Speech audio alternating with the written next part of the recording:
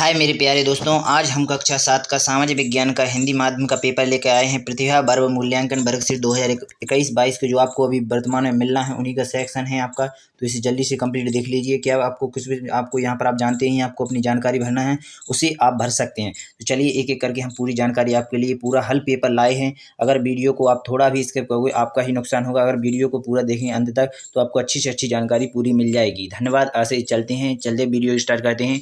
तो आइए नीचे आप देखेंगे तो पहले आपको एक क्वेश्चन मिलेगा, पृथ्वी और सूर्य की किरणें लगभग कितने मिनट यानी पृथ्वी पर सूर्य की किरणें कितने टाइम में आती हैं। तो इसका आप आंसर लिखेंगे सी यानी 8 मिनट में सूर्य की किरणें पृथ्वी पर पहुंच जाती हैं। तो आशा करेंगे आपको यह जानकारी यह क्वेश्चन आता होगा। तो चलिए आगे भी देखेंगे। सीखना भी है और आना भी है। सभी पेपरों का इसी चैनल पर आपको सलूशन मिल जाएगा। तो जल्दी से इस चैनल को सब्सक्राइब कर लें। चलिए अब चलते हैं अगले क्वेश्चन पर। उत्तरी और दक्षिणी ध्रुव को मिलाने वाली रेखा को कहते हैं। तो क्या कहते हैं? देशांतर रेखा कहते हैं। को क्या कहते हैं? देशांतर रेखा। आइए और भी आगे देखेंगे। तो आगे भी देखेंगे तो आगे क्या है आपका तीसरा क्वेश्चन। तो तीसरे क्वेश्चन पर देखेंगे तो तीसरे क्वेश्चन में पूछा है, पृथ्वी की किस गति के कारण ऋतुओं में परिवर्तन होता है। तो कौन सी पृथ्वी का घूर्णन यानी पृथ्वी परिक्रमा करती है, इसी कारण तो ऋतुएं बदलती रहती हैं। तो आइए इसका राइट आंसर यही आपको यहाँ पर आंसर में भरना है। तो आइए आगे भी देखेंगे। 4वें क्वेश्चन का लिखा है, आरंभिक लोग एक स्थान से दूसरे स्थान पर किस लिए जाते थे। बताइए, यानी आरंभिक लोग थे वो एक स्थान से दूसरे स्थान पर किस लिए जाते थे। तो किस लिए जाते थे, इसका राइट आंसर आपको क्या बताना है? भोजन की तलाश में जाते थे। अब तो काम के लिए जाते हैं, पहले भोजन की तलाश के लिए आरंभिक लोग भोजन की तलाश में इधर से उधर जाते थे। तो चलिए अगला क्वेश्चन यहाँ पर आपको यही इसमें लिख देना है। 5वां क्वेश्चन है, बुद्धिचरित्र की रचयिता कौन है, यानी बुद्धिचरित्र की रचयिता कौन है। तो बुद्धिचरित्र की रचयिता बताना है आपको। तो 5वें नंबर का क्वेश्चन, इसका राइट आंसर हो जाएगा आपका अश्व घोष। कौन हो जाएगा? अश्व घोष इसका राइट आंसर हो जाएगा। अगला क्वेश्चन यही आपको यहाँ पर भर देना है। 6वें क्वेश्चन पे चलते हैं। 6वें क्वेश्चन में लिखा है, राष्ट्रीय स्तर पर काम करने वाली सरकार होती है, यानी जो राष्ट्रीय स्तर पर कार्य करती है वह सरकार कौन सी होती है। राष्ट्रीय पर कौन सी होगी? केंद्र शासित सरकार, यानी ए इज द राइट आंसर। इसका केंद्र सरकार हो जाएगी। कौन सी सरकार हो जाएगी? केंद्र सरकार इसका राइट आंसर हो जाएगा। आइए आगे देखते हैं। यह रहा आपका 7वां क्वेश्चन। तो 7वें क्वेश्चन में आपको क्या भरना है, तो यहाँ पर देखेंगे। 7वें क्वेश्चन में पूछा गया है, ग्राम पंचायत के चुनाव में वोट डालने के लिए मतदाता की आयु कितने वर्ष होनी चाहिए, यानी ग्राम पंचायत की जो चुनाव होते हैं उसमें वोट डालने की उम्र कितनी होती है। तो कितनी होती है? सब में 18 ही होती है, ध्यान रखें। तो 18 इसका राइट आंसर हो जाएगा। अगला क्वेश्चन पूछा गया है, सुनामी किस क्षेत्र के आधारित नुकसान होता है। ठीक है, सुनामी है वो किस क्षेत्र यानी किस क्षेत्र के अधिक नुकसान, सबसे अधिक किस क्षेत्र का नुकसान होता है। जब सुनामी आती है किस क्षेत्र में आती है? तटीय समुद्र तटीय क्षेत्र होता है उसी में ज़्यादा सुनामी आएगी, और कहाँ पर आएगी। तो इसका राइट आंसर क्या हो जाएगा? ए इज द राइट आंसर। इसी का आपको यहाँ पर भर देना है, यहीं पर ए भरना है। ठीक है, चलिए अगले वाले क्वेश्चन का यहाँ पर पूछा है 9 से 13 तक के सभी क्वेश्चन 2 नंबर में रहेंगे। यहाँ पर आपको क्वेश्चन पूछा गया है, देखो, घूर्णन और परिक्रमण गति में अंतर लिखिए। अंतर लिखना है तो हम 2 फैक्ट बता देंगे, उससे आप अंतर कर सकते हैं। तो आइए यहाँ पर हम आपके लिए बताने वाले हैं। तो यह रहा आपका पहला, यानी यहाँ पर परिक्रमण है, तो यहाँ पर आपका घूर्णन गति है। तो घूर्णन गति यहाँ पर ऊपर लिखा हुआ है, उसी के नीचे है। इसके 2 अंतर करना है तो आप कर सकते हैं, यानी इस प्रकार कर सकते हैं।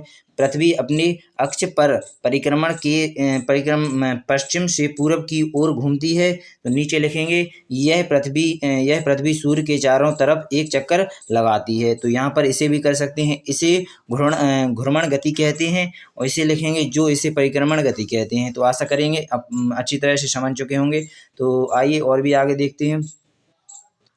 यहाँ पर आपका 10वां क्वेश्चन है, नीचे दिख रहा होगा। 10वां क्वेश्चन को भी देख लीजिए अच्छी तरह से। तो 10वें क्वेश्चन का आंसर यहाँ पर आपको मिल जाएगा। तो यह रहा आपका 10वें क्वेश्चन का आंसर। आशा करेंगे अच्छी तरह से दिख रहा होगा, तो देखिए अच्छी तरह से। यह रहा आपका 10वां क्वेश्चन। तो चलिए अगले वाले क्वेश्चन को देखेंगे, 11वें को।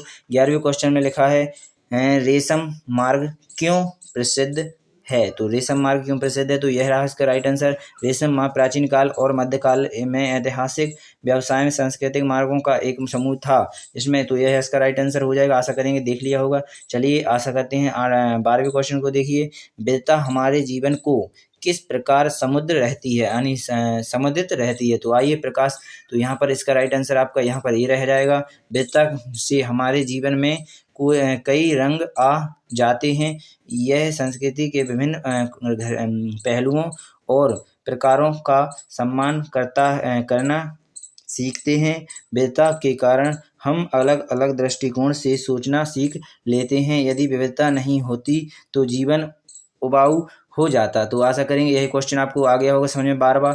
तो आइए 13वें क्वेश्चन पर चलते हैं। 13वें क्वेश्चन में लिखा है, आपके गांव शहर में स्वच्छ की देखभाल के लिए क्या क्या सुविधाएं उपलब्ध हैं। तो अपने क्षेत्र के बारे में बताना था।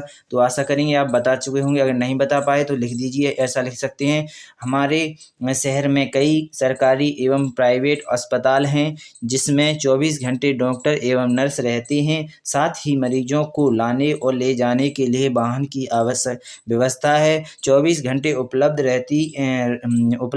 रहती है। हम घर से कॉल करके स्वास्थ्य संबंधी सलाह ले सकते हैं। आशा करेंगे यह आप लिखोगे तो आपको आंसर पूरे मिल जाएंगे। चलिए अब चलते हैं 14वें क्वेश्चन पर। तो 14वां क्वेश्चन आपका कौन सा है, तो इसे भी देख लीजिए अच्छी तरह से। नीचे लिखा हुआ है 14वां क्वेश्चन, आप देखेंगे जो 4 नंबर में है, पृथ्वी को अद्भुत ग्रह क्यों कहा गया है। पृथ्वी को अद्भुत ग्रह क्यों कहा गया है, तो इसका राइट आंसर आपको यहाँ पर मिल जाएगा। तो इसे भी देख लीजिए अच्छी तरह से।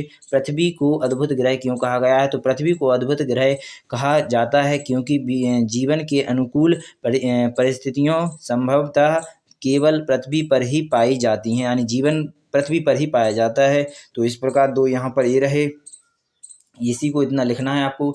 चलेंगे इसके बाद आएगा 15वां क्वेश्चन। तो 15वां क्वेश्चन यहाँ पर यह रहा आपका, आरंभिक काल में खेती और पशुपालन की शुरुआत किस प्रकार हुई, लिखिए। तो यहाँ पर आपको इसकी जानकारी लिखनी है। तो यहाँ पर ये रहेगा आपका आंसर।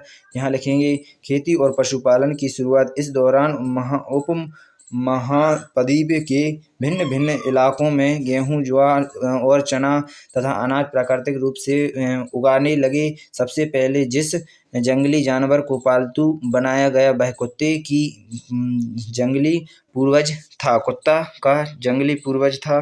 तो धीरे धीरे लोग भेड़, बकरी, गाय और सूअर जैसे जानवरों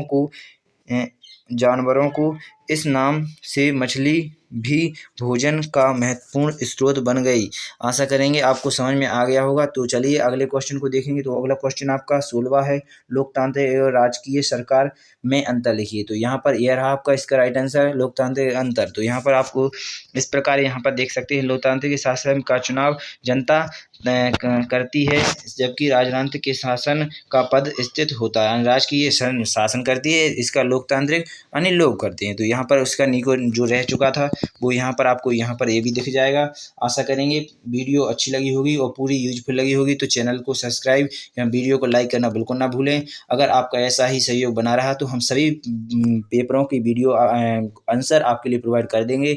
जय हिंद, जय भारत। अगली वीडियो मिलेंगे, जब तक के लिए सभी भाई बहनों के लिए नमस्कार, गुड नाइट।